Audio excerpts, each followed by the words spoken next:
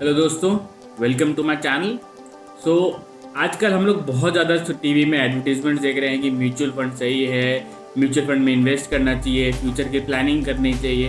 But हम क्या actually में जानते हैं म्यूचुअल फंड्स होते क्या हैं, म्यूचुअल फंड्स का मतलब क्या है?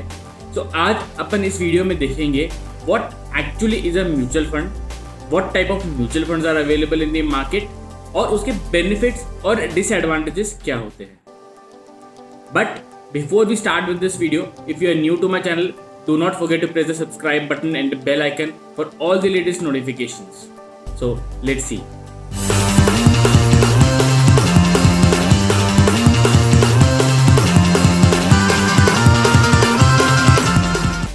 Mutual funds are one of the most popular investment options these days. But हम एक्चुअल में जानते हैं म्यूचुअल फंड होता क्या है? आइए देखते हैं पहले म्यूचुअल फंड की डेफिनेशन क्या है। As per the definition of a mutual fund is a type of financial vehicle made up of a pool of money collected from many investors to invest in securities like stocks, bonds, money market instruments and other assets. कुछ समझ आया? चलिए मैं आपको एक बहुत ही simple example से समझाता हूँ। कभी आपके साथ कुछ ऐसा हुआ है कि आपको कोई चीज़ खरीदनी है बट उसके लिए आपके पास पैसे कम पड़ गए हों एंड देन फिर आपके सब फ्रेंड्स ने या ब्रदर सिस्टर्स ने मिलके सब पैसे इकट्ठे करके फिर वो जाके वो चीज़ खरीदी है। ये जो आपने पैसे इकट्ठे किए हैं, this is what we call mutual fund in the investment world. So same is the process of mutual fund. जब आपको मल्टीपल शेयर्स या फिर स्टॉक्स खरीदने का मन हो बट आपकी पॉकेट आपको अलाउ नहीं करते, आपके पास उतने फंड्स नहीं होते, तो उस सिनेरियो में म्यूचुअल फंड्स की एंट्री होती है। तो आइए थोड़ा सा और ब्रीफ में समझते हैं म्यूचुअल फंड होता क्या है। एक कंपनी होती है which is known as asset management company. तो अब ये जो एक असेट मैनेजमेंट कंपनी होती है वो एक पोर्टफोलियो मैनेजर को अपॉइंट करती है, जिसके पास मार्केट को देखने के लिए, समझने के लिए, मार्केट को रीड करने की अच्छी इंटेलिजेंस होती है, एजुकेशन होती है, उसका एकेडमिक बैकग्राउंड होता है। और फिर वो जो पैसा असेट मैनेजमेंट कंपनी एक म्यूचुअल फंड के नाम से पब्लिक एट लार्ज पे जो इकट्ठे करती है वो उस पोर्टफोलियो मैनेजर को देती है। वो portfolio manager basis his academic knowledge अलग अलग मार्केट में available shares, debentures, money market instrument सब में इन्वेस्ट करता है। So the main intention of the portfolio manager is to earn you profits and the profits are completely depending upon the underlying assets. इसमें underlying assets क्या हो गए? जिसके अंदर पोर्टफोलियो मैनेजर ने इन्वेस्ट किया है, जो अपने केस में हो गया है शेयर। चलिए प्रिज्यूम करते हैं आपके पास इन्वेस्ट करने के लिए आज 1 लाख रुपए अवेलेबल है। म्यूचुअल फंड क्या करता है?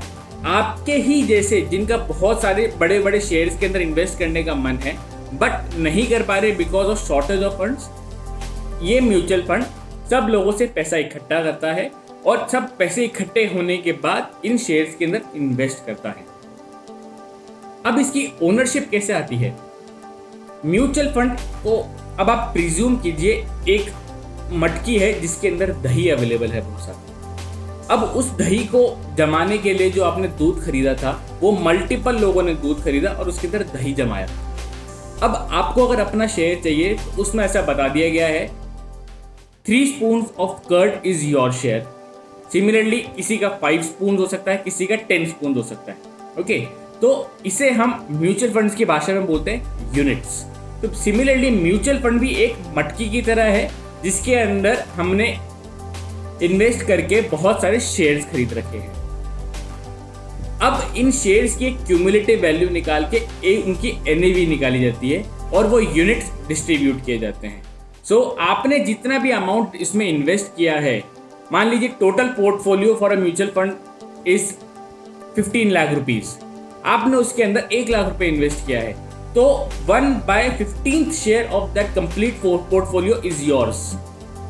तो आई होप आपको म्यूचुअल फंड का एक कॉन्सेप्ट समझ में आया होगा। म्यूचुअल फंड होता क्या है, यूनिट्स कैसे होते हैं, उसकी ओनरशिप कैसे होती है, हाउ इट इज मैनेज्ड। अब चलिए देखते हैं नेक्स्ट चीज कि म्यूचुअल फंड्स किस तरीके के होते हैं।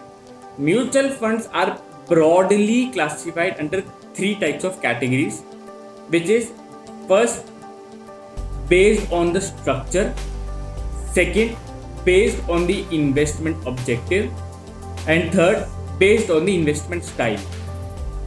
Based on structure means open-ended funds, closed-ended funds, and interval funds. Investment objective means either a debt fund, equity fund, or hybrid fund. Investment style means passive funds or active funds. आइए थोड़ा समझते हैं what these funds comprises of. Open ended funds का मतलब जो mutual fund एक particular time period के लिए नहीं ओपन होता, वो हमेशा ओपन रहता है. आप कभी भी जाइए म्यूचुअल फंड में इन्वेस्ट कीजिए और अब उसमें से कभी भी आप एग्जिट भी कर सकते हैं.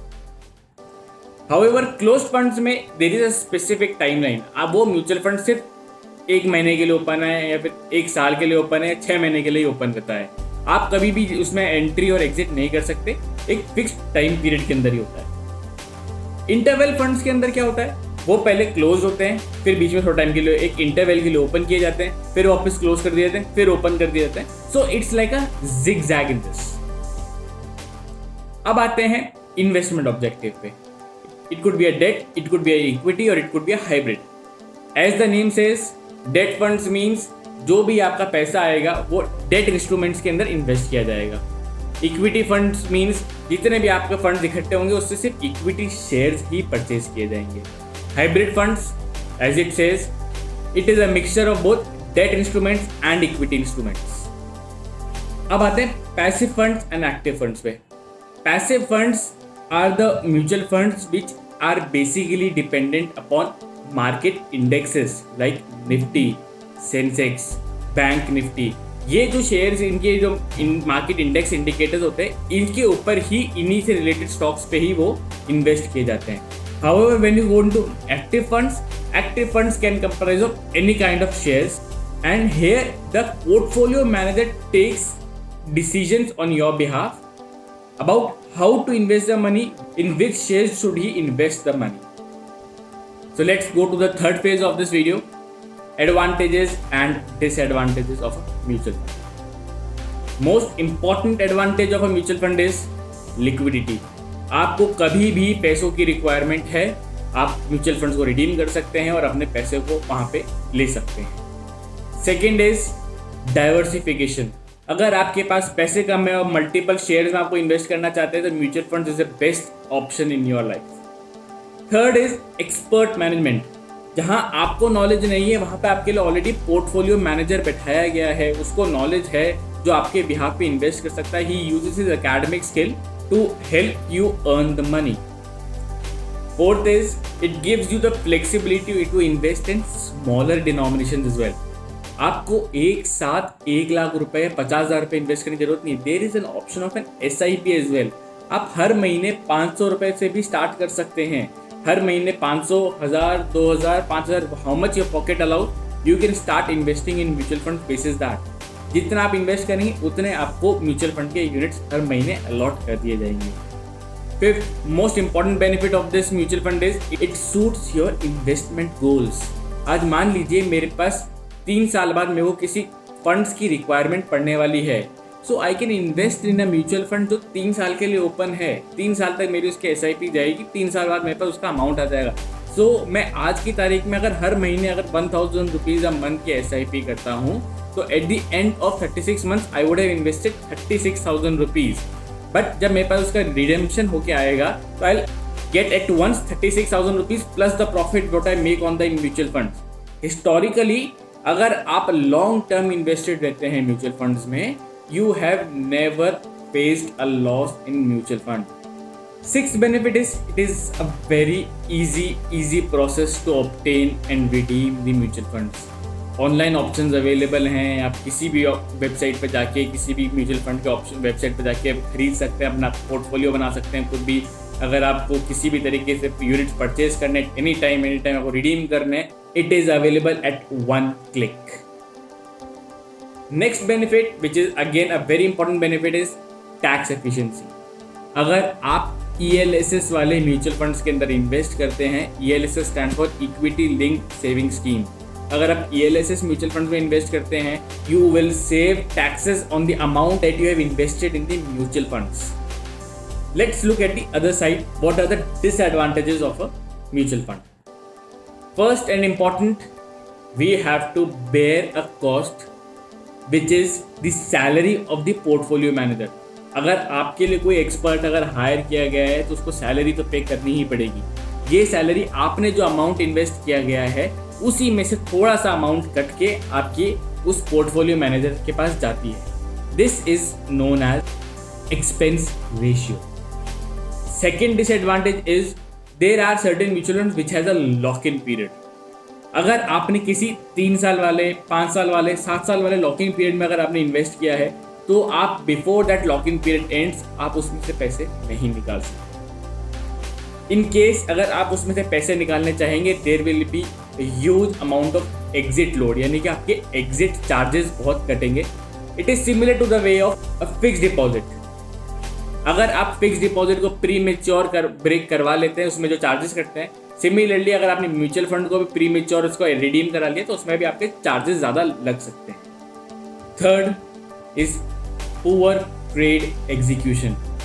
एज आपको ज़्यादा नॉलेज नहीं उसके लिए पोर्टफोलियो मैनेजर रखा है, but portfolio manager is again a human being. अगर बाई चांस उसने किसी गलत इन शेयर्स में या किसी गलत इन्वेस्टमेंट के अंदर अगर ट्रेड कर दिया, you might have to bear losses as well. So friends, I hope आपको थोड़ा सा म्यूचुअल फंड की अंडरस्टैंडिंग आई होगी. म्यूचुअल फंड्स क्या होते हैं, कैसे होते हैं, how do we execute and trade on these things.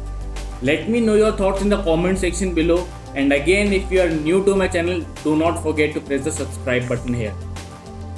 Catch you soon with more videos. Stay connected.